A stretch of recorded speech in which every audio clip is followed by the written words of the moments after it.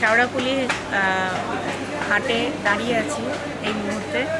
শেওড়াফুলি হাটে এসেছিলাম, কিছু চাষিদের সঙ্গে কথা বলেছি, পাইকারি ব্যবসায়ীর সঙ্গেও কথা বলেছি।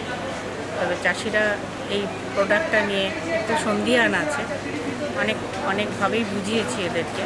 তো দেখা যাক এটা পরবর্তী পর্যায়ে এই মালসানটা নিয়ে কী ভাবনা চিন্তা করে।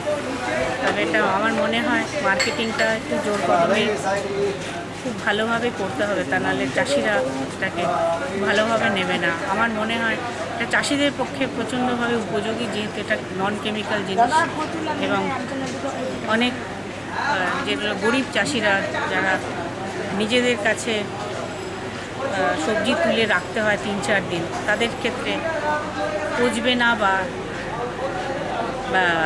কোনো ফ্রিজিং ছাড়াই এটা রাখতে পারবে, রেফ্রিজারেটরে বা কোল্ড স্টোরেজের দরকার নেই। সেজন্যই আমার এখানে আসা এবং চাষিদের বোঝানো, আমাদের চাষিরা যাতে ভীষণভাবে উপকৃত হয়। এখানে ভীষণভাবে ফল সবজি নষ্ট হয়। আমি নিজে মাঠে গিয়ে দেখেছি পাহাড়ের মতো সবজি, টমেটো, কপি, ফুলকপি সব পড়ে আছে মাঠে, নুন দিয়ে তাকে পচানো হচ্ছে। এটা যদি প্রতিরোধ করা যায়, সেই প্রতিরোধ করার জন্যই এটা আমার প্রচেষ্টা। আপনার নাম? অনিতা মুখার্জি, সৌজন্যে সেক্রেটারি, অনওয়ার্ড।